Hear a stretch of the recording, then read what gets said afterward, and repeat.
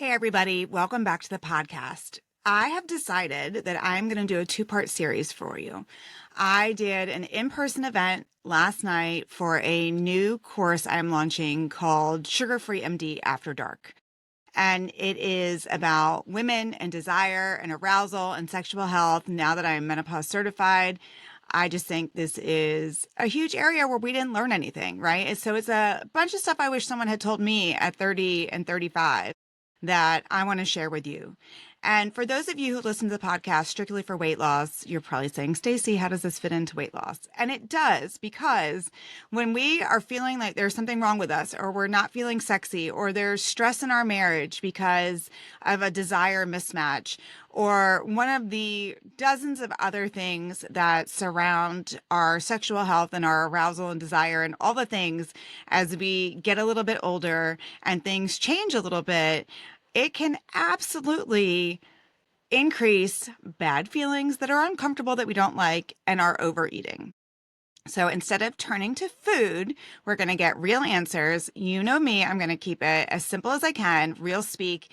And hopefully you're going to leave this two-part series just feeling a lot more empowered, a lot better, maybe armed to ask some better questions of yourself, your spouse, your doctor, whatever that is. Quick reminder, I'm not your doctor. This is just educational, but it is education that you can take to your doctor to make an informed decision about where you go from here, if hormones are right for you. Lots of things. So in part one today, I want to talk about just desire and arousal and how those things change and why they change and just sort of normalize everything. And next week's episode, I want to talk specifically more about our anatomy, why we need what we need, and all the hormones and sort of a Q&A after that. So I ran this event live. I've got some amazing questions, and I'm going to go through sort of a Q&A at the end of part two. So you hopefully will get everything you need. As always, if you need more information or feel like there's questions I'm not answering, you can always email me, Dr. Stacy at sugarfreemd.com or admin at sugarfreemd.com, and those messages will get to me as well. You can tag me on Instagram, sugarfreemd. It's actually sugar_MD. Sugar_free_MD. That's the Instagram handle, and I'll answer whatever you want there as well. So let's get into it a little bit. First of all, what I want to talk about is how there are two types of desire, okay, or two types of arousal. There is spontaneous and there is reactive. And so what's the difference? Spontaneous is like in our 20s, right? Where like we see something and we're like, oh, I could do something with that, right? And we have sexual feelings and we sort of get turned on pretty easily. And then we are like ready to go. I guess I should backtrack. We are going to use some explicit words. I'm not going to curse. I'm going to use anatomically correct terms, but it is a spicier episode. So if you've got kids listening, you might just want to take that into account. So again, spontaneous desire, that's like when we were in our 20s, like somebody looked hot and we were like, let's go, right? And we could kind of feel those feelings of arousal, right? Some increased blood flow to areas, feeling good to go. And it really didn't take a lot to get in the mood. That is spontaneous desire. That disappears really as we get older, right? And no one told us that. So spontaneous desire dwindles quickly. And it's for a multitude of reasons. Our hormones are one of them. Reactive desire or reactive arousal is where we start getting into it a little bit, right? We get a little touchy-feely with our partner. We start a little like skin contact. We start making out a little bit. And then we're like, oh, this isn't so bad, right? I could do this. That is reactive, okay? And so with reactive desire and arousal, there's some things that we need to talk about before we get to that part. But if you are still able, while you get started, to be in the mood, that is reactive, right? So you start going, you're like, oh, why was I avoiding this? This feels good, right? And we don't have any problem having an orgasm, right? If we're having problems downstream of that, that's a different conversation. But for our conversation today, we used to like quickly get aroused, very easy. We'd see a hot person on the street and be like, yep, let's go. Right. And now it is more like we need to get started a little bit. We need some intimacy. We need some connection.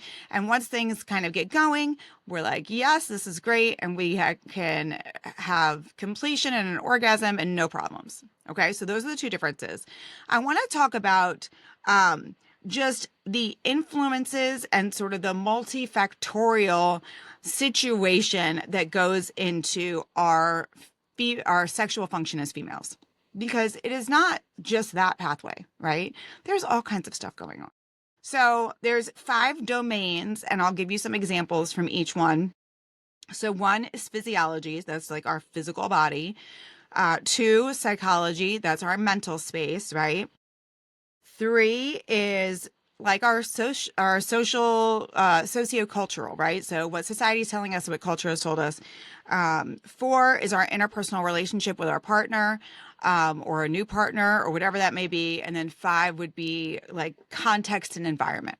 Okay. So am I feeling safe? Are kids going to walk in? That kind of thing. So let's do context and environment, because I think that's the simplest one and that makes the most sense. If I don't have time to be intimate, it is hard to be intimate, right? So most of the women that are listening to my podcast, we are overscheduled. We are very busy. We have a tendency to take on a lot. We've got multiple kids or just multiple business pressures, whatever it is that are taking a lot of our time. So we need to make sure we have time for intimacy. Okay. So if we have no time, that is a barrier, right? That is something that is going to sort of block this whole stream of arousal and intimacy. The other thing would be privacy, right? If our kids are in our bed, if they're walking in, if whatever, right? If we're just worried about privacy, it can really dampen the mood, right? Physical comfort. Right. So gone are the days where you're like, I'll have sex on the beach. Right now you're like, oh, sand. Right. So physical comfort, like, am I feeling comfortable? And some of that is our comfort in our body as well, which is something we can coach about and get better on that section. But just having time, privacy, all that. Okay. That's sort of like our environmental setup for either success or not success. Sociocultural influences. So this might be like education gaps, right? So part of it is like myths about menopause, or like after kids, I'm not supposed to want to have sex, or good girls don't talk about sex, right? So some of you might just be like, I can't listen to you today, Stacy. You're talking about sex. It's fine. But understand that that's influencing this whole circle as well. And then we have cultural messaging and our social media influencing, right? So everyone just saying like, take a testosterone shot, you'll be fine, right? TikTok says I should, so that must be the answer, right? So those influences are back there as well. Our interpersonal relationship. So this can have lots of little things under here, right? So maybe it is a new partner, right? A new partner, or lack of a partner, or multiple partners, right? Whatever that is. It could be a desire mismatch. And I want to come back to that because I think that is sort of one of the areas of our highest opportunity in moving forward after this talk. But it could be our partner performance, right? Lots of medications as men get older might affect their ability to perform, right? So some erectile dysfunction. Maybe just pressure or obligation, right? So if you are feeling pressured to have sex by your partner, there is nothing that will turn off your desire more quickly than feeling obligated or pressured to have sex. It just won't. And it could just be life stage factors, right? There could be just a lot of stress, right? Caring for an elderly parent, still caring for kids, like everybody needs your attention. And that can be stressful. Let's talk for 1 second about this desire mismatch. I think this is our biggest opportunity. And women, we're not used to usually initiating this conversation, but an honest, open conversation with your partner about like, hey, Dr. Stacy tells me I'm totally normal not to like spontaneously want sex every 35 seconds. So let's talk about, but my relationship and our sexual relationship and our connection is important to me. So can we talk about how much sex is going to work for us? And one of the questions that came up last night is sort of what's normal. The entire gamut is normal, everybody. It's whatever works for you and your partner. So there are couples that are perfectly happy having sex 1, 2 times a year or not at all, right? Some people have those relationships and they feel fulfilled. They feel fulfilled in their relationship having little to no sex. Some people together have decided twice a day is what makes them happy. And they're both partners are in agreement. So the point of this conversation is to find out, where is your partner? What would make them feel connected and satisfied? Where is your connected and satisfied? And if you're really like, none, I feel connected and satisfied with none, then the question really for you becomes, how much are you willing to do for your partner to feel connected and satisfied, right? So if you're like, I want 0 and he wants every day, or maybe we settle on 3 times a week or something, or every other day or something, right? It just needs to be a mutual agreement of what works for you as a couple. So it's going to take an open and honest conversation. And you're going to feel better prepared for that conversation because you're listening to this podcast with me. Feel free to play it for your partner. Be like, you should listen to this one. And then you guys can just have an open dialogue. And that's the question really. What would make you feel connected enough, satisfied enough? What does that look like for you? And then we agree as a couple. That's it. And then we try it and then we reassess, right? So especially if there's a mismatch. So we try meeting in the middle and then we have to reassess. Was that too much? Not enough? Where are we? Okay. So dialogue is very important here. So that's why I think it's our biggest opportunity for just everyone feeling more satisfied in the relationship, at least from a sexual standpoint, is like, let's talk about it. Where are we at? So that's interpersonal relationship. We're going to go back to physiology and psychology. So physiology would be like, I'm menopausal and things are not feeling right. And like moisture is an issue. I like everything's dry and sex hurts. Right. So things we can address on that end. Maybe it's substances or medications, right? So medications prescribed and self-medicating with substances that are not prescribed, right? All of those can affect our sexual function. So antidepressants are notorious for this. Drinking, THC use, right? All of those things can affect performance, which can cause some, those are factors we need to consider. The other domain really, I kind of put poor sleep in both of these, right? So if we're not sleeping because of menopause or medications or anything else, we need to address that and sort of get that under control. So if we move over to like the brain part, right, the psychological part, it would be things like, I'm really anxious, right? I'm too anxious. I have too much mental load. I'm super stressed. Like I'm laying in there in bed, you're trying to be intimate and I'm running the to-do list for tomorrow. It's a mismatch mentally of what's going on. And so we might need to ask, like, can we split this mental load? Like, I'll be ready to be intimate. Can you help me do these things first so that I'm not thinking about those things? Body image and self-esteem can go here too. Alcohol and drug use can go here too. Sleep deprivation can go here too, right? Because it all messes with our brain. So it's all in there. The other thing, which I think, especially when your kids might be younger, is this idea of touch aversion, right? Like everybody has been on me all day. I don't want to be touched right now.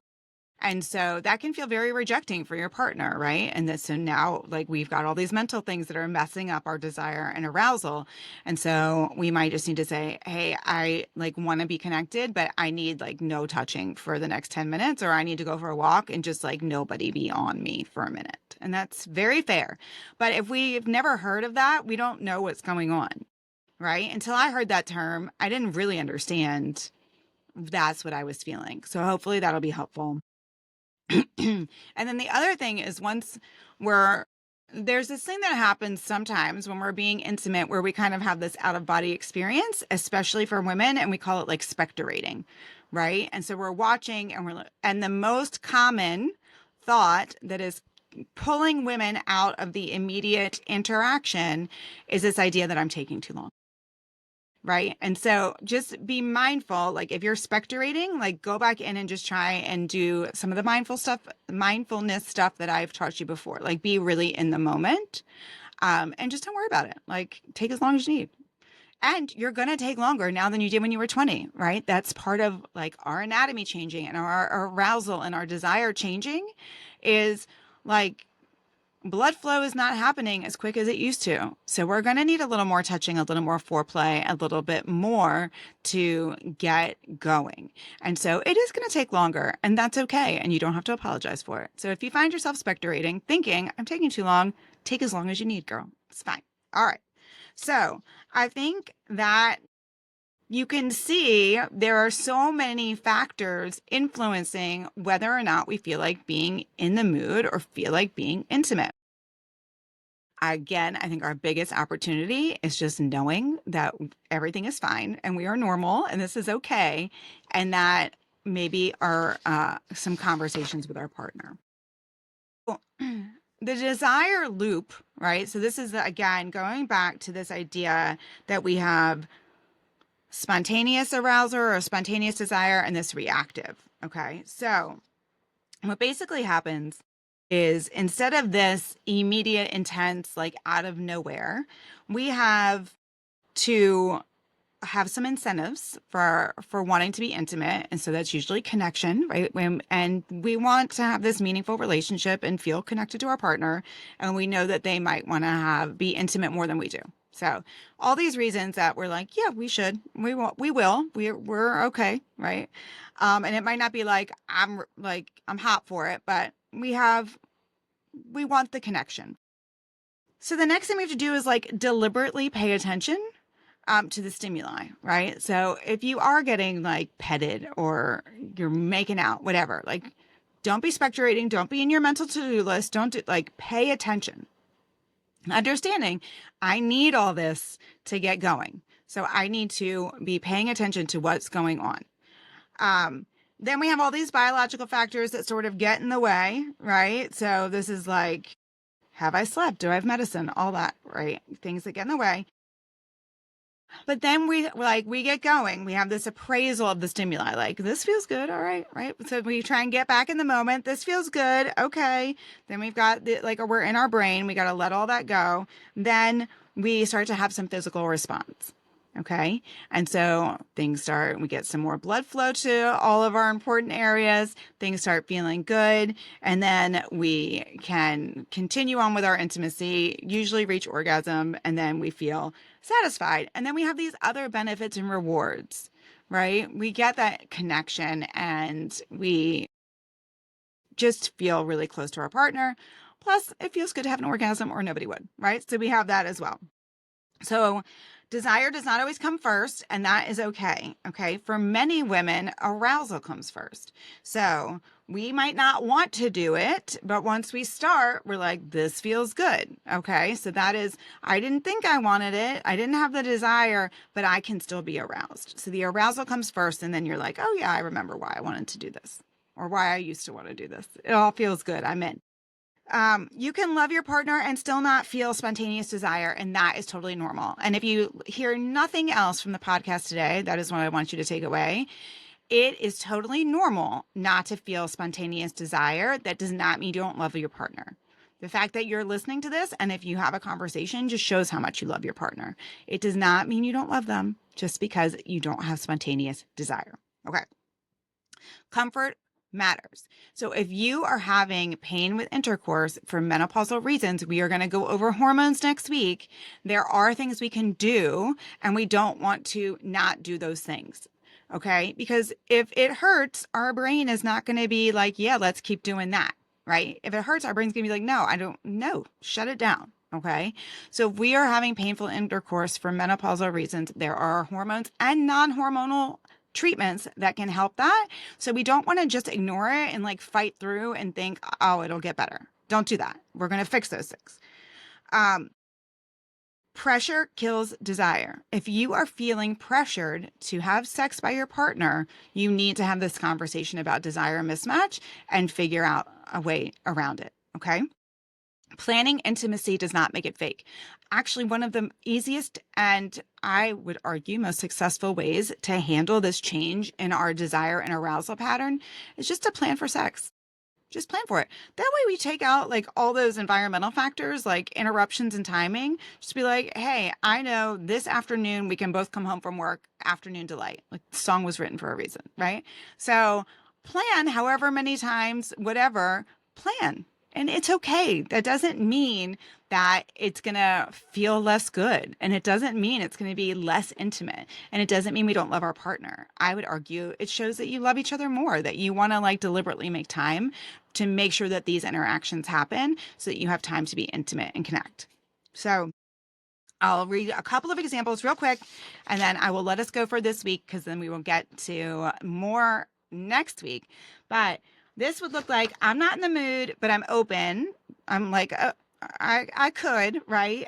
We start kissing, I relax, now I want it, right? So that is this new desire loop. Example 2, I want closeness, but I'm tired. So that, like maybe we slow things down and then you're like, okay, I feel safe and good and I don't feel any pressure. And so now I'm feeling more desire. So desire shows up because I haven't felt pressured. That might look like, hey, I'm really tired tonight. Can we wake up early? And your partner does not like pout and make you feel bad. They're like, yeah, that sounds great. Right. And now I'm like feeling more desire, like, oh, well, tomorrow morning's going to be a great morning. Okay. So number 3, I feel pressure. I tense up. It hurts. My brain says no. Desire drops. It's a protective response from our brain, right? So we don't want to feel pressured. We want to, and again, this scheduling time can really help with that. Then I want to make sure, like physically, I have taken care of all of my parts so that I'm not in pain. Last one. The comfort issue. I'm dry, friction hurts, I avoid sex, and I just have an aversion. And I think it's a libido and hormone problem. And it is not a hormone problem in the way that we are being told by TikTok. It is a hormone problem in that our vaginal tissue is dry and friable and it hurts. And so we need to do things to fix up that tissue to reduce friction. And so things will feel better. All right. I hope this was informative. I hope it wasn't too shocking. I want to make you feel comfortable talking about this because I think it's something we need to talk about. Again, these are all the things no one told us when we were 35. I did not learn any of this in med school. Very important for all of you to understand. Your doctors did not learn this in med school. Okay. So if you've been asking some of these questions and feeling like you haven't been getting the right answers, they're probably doing their best. Okay. Not everyone's an A plus, but most doctors did not go into this to like mislead patients. They went into this to help people. We just didn't have this information when we were training. Nobody knew. It's not something we talk about regularly, not even your OBGYN. Okay. This was not a lot of training for them. So anyone that is menopause certified or has gone through extra training to sort of become more comfortable at prescribing and talking about these things. And you can go on the Menopause Society website to find a certified practitioner near you if you want an in-person visit to talk about these things with someone who can prescribe to you. Because again, this I can only educate. Unless you're in Louisiana, then I can help you. If you're not in Louisiana, I want you to take some of this. I'm arming you to go talk to your doctor to get what you need. But we will talk more specifically about medications, hormones, everything next week. Until then, bye.